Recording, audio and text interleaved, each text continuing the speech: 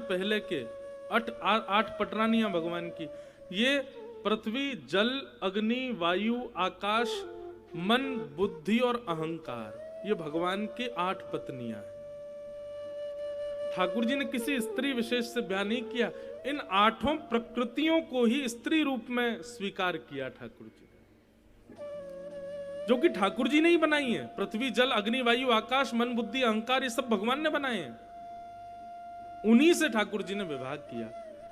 16,100 राजकुमारियां कौन है? बोले भौमासुर नाम का एक राजा था, उसने 16,000 राजकुमारियों को बंदी बना रखा था। 20,000 पूर्ण होने पर एक साथ सबसे जबरदस्ती ब्याह करने वाला था। 16,100 रानियों ने भगवान को पत्र लिखा, ठाकुर जी उनकी रक्षार्थ गए, भौमासुर का वध किया, उनको मुक्त किया और सबसे कहा जाओ अपने अपने घर जाओ। तब 16,100 रानियों ने ब्रह्मा से प्रार्थना की, भूयात पतिर में मह्यम, कि हे नाथ, अब घर वाले हमको स्वीकार कर भी लेंगे तो उनके मन में एक दोष बुद्धि रहेगी हमारे प्रति कि हम कहाँ रह के आई हैं। हमारा किसी से ब्याह भी करा देंगे तो पति हो या परिवार हो, वो सब हमको ताने देंगे, अरे तुम तो भौमासुर के यहाँ बंदी थी, पूरा जीवन ऐसे लांछन लेकर के तो नहीं जी पाएंगी ठाकुर जी हम। भगवान बोले तो फिर क्या चाहती हो? बोले आप ईश्वर हो, आप एक करो, लाख विवाह करो, आप तो लाखों के साथ एक ही समय पर रह सकते हैं, आप हमको स्वीकार करो। तब भगवान ने 16,100 रूप धारण किए और 16,100 कन्याओं के साथ विवाह किया। बोलो द्वारिकाधीश की। इस प्रकार ठाकुर जी के 16,108 विवाह हुए। भगवान समस्त पटरानियों के साथ, देखो ब्याह हो रहा है, बाहर नगाड़े भी बज रहे हैं। ये देखो, ये कोइंसिडेंस जब मिले तो समझना ठाकुर जी कथा स्वीकार कर रहे हैं।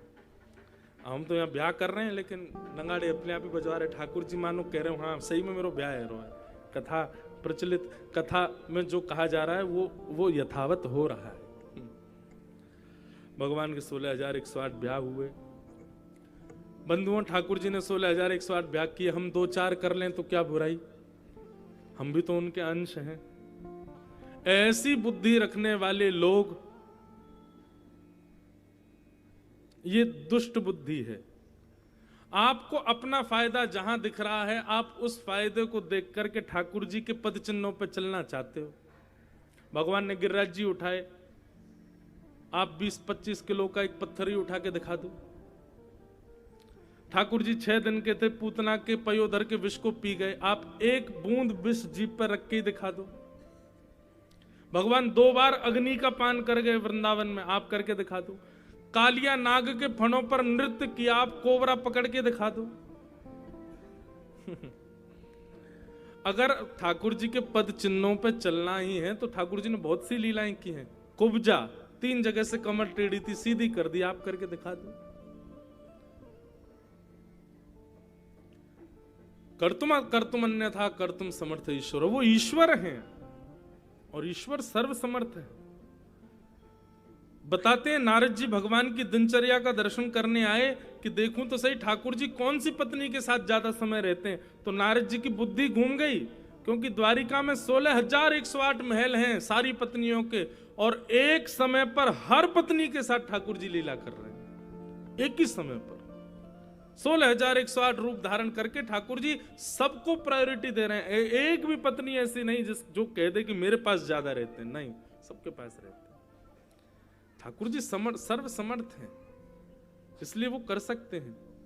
और बहुत अच्छी बात है, राम जी ने जो किया है वो करो, पर हमारे ठाकुर जी जो कहते हैं वो करो। आप कृष्ण की लीला का अनुकरण शब्द के रूप में कर सकते हो, पर उनके पद चिन्हों पे नहीं चल पाओ। कृष्ण की लीला श्रवणीय है और राम की लीला करणीय है। कृष्ण की लीला अनुकरणीय नहीं, कर नहीं पाओगे आप। इसलिए केवल कृष्ण की वाणी को ही अपने जीवन में उतारो। भगवान ने 16,108 विवाह किए और सबके साथ ठाकुर जी एक साथ एक ही समय पर निवास करते हैं।